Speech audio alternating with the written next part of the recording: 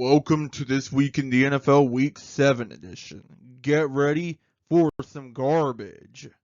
Who knew that the Thursday night football game would be the best game of the week? Maybe Unc really do still have it. Aaron Rodgers and Joe Flacco put on a duel for the ages, but in the end, Flacco turned out to be the better of the two. Dang, maybe he really is elite. The Jaguars' yearly international game was a complete and utter disaster for them. They might have gotten a little too much in their heads after they beat the Chiefs. Then again, not everyone can beat Matthew Stafford and his unbelievable receiving core. Like I said earlier, Unc still got it. The crazy thing is, I'm not sad to see the Saints lose. That was expected. I'm more sad about the fact that Spencer Rattler never got his revenge in Chicago over Caleb Williams. Maybe one day, Snaky boy. Maybe one day. Dylan Gabriel is going to be a really good quarterback in the future. He looks so confident and cool out there. Never mind the fact that our defense gave us the game by making Tua turn the ball over 3 times, as a matter of fact. And never mind the fact that Quinshon Judkins scored every touchdown we had today outside of one. I need to spread propaganda, and I need to spread it now. Mike Vrabel managed to get revenge on his old team in a big way. Then again, it's pretty easy to beat the Titans these days. This leaves the Patriots with a 5-2 record and a lead in the AFC East. Man, maybe he is a good coach. Speaking of spreading propaganda, the Chiefs want everyone and their mother to know that they are back. Never mind the fact that they're playing the Raiders, who may have had the most overrated coaching hire and quarterback signing in ever. The Chiefs thoroughly dominated them, and they will thoroughly dominate you. Also, Rashee Rice is back after only a 6-game suspension, and he scored 2 touchdowns. So maybe he's the piece they need to get back in action and get to the Super Bowl again. But who knows? Well, Philly certainly looks like themselves again. This one actually came down to the quarterback play of all things. Jalen Hurts literally had a perfect passer rating. Carson Wentz threw 2 interceptions. Maybe the Eagles can finally find their footing again and make a run to the Super Bowl. Or maybe this is just another flash in the pan. Who knows?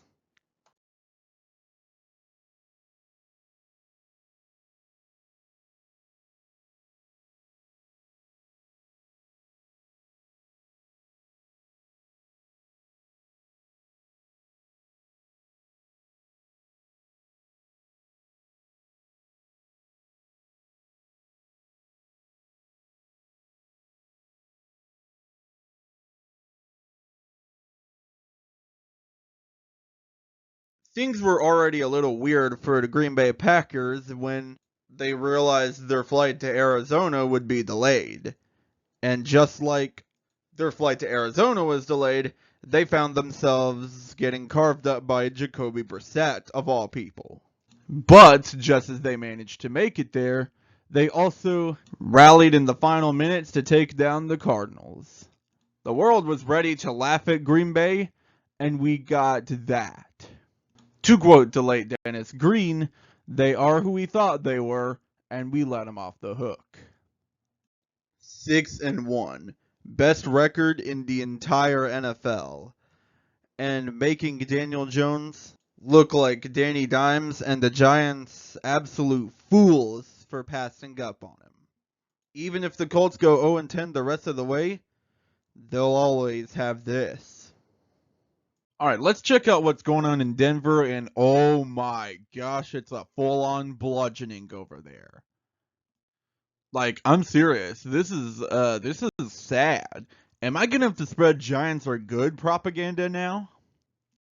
They're even letting them score points out of pity. What am I supposed to do with this game? I can't make any good content out of such an unfair, oh my gosh, Jackson Dart, you were not supposed to do that. And it immediately led to a Denver touchdown. Giants, I swear, if you blow this, 30 points. They scored 30 points in the fourth quarter.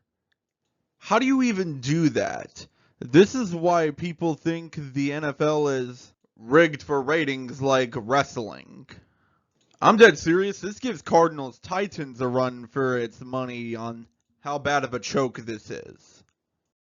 But then, oops, Denver's defense suddenly can't stop a stop sign, and now Jackson Dart redeems himself with a late drive, mostly through penalties, and touchdown, only for the Giants defense to blow it again. You thought 30 points in one quarter was bad? Try 33. Also, Denver, you really need to stop trying to have fun out there and actually play football, because if you did, you would be a legitimate contender.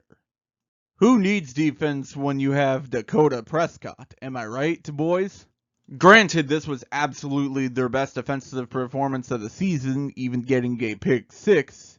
But the defense, apparently, doesn't need to try, while Dakota, the gunslinger Prescott, just keeps putting up numbers like these. The Cowboys. You never know what you're going to get out of them. I, for one, am very glad that the Falcons are super inconsistent, because otherwise that means I'd have to take them seriously, and I am not personally ready for that. Mac Jones, for right now, is putting up absolutely improbable wins, and got paid big time for it. At the end of the day, I guess we're all keeping up with the Joneses. If anyone stops the Chiefs, it's going to have to be the Lions. Everybody else is just a little too inconsistent. And they've got the team and the grit to do it. Just please don't get injured like crazy again, okay? Behold, a good old-fashioned defensive slugfest. Mostly because the offenses are in the toilet in this game for whatever reason. But Houston's offense is worse, so Seattle will take the win. Not an earned one, mind you, but a win nonetheless. I have been so swamped with work this week that it only took me until now to publish the video. I'm honestly glad I even got it out at all. But anyway, here's 3 things that I learned this week. Number 1, Dodgers in 6. Consider this my Major League Baseball recap video since I couldn't put one out in time. I just think they're way too powerful to get beaten by the likes of Canada's team. Number 2, things have seemingly calmed down. Outside of one wild game, the NFL has seemingly gone back to normalcy after the sheer lunacy of the past few years. Not even much ref ball this season, which has been a pretty common sight these last few years, but not this year. And number 3, the NFL may be closer to the WWE than previously thought. 33 points in the fourth quarter?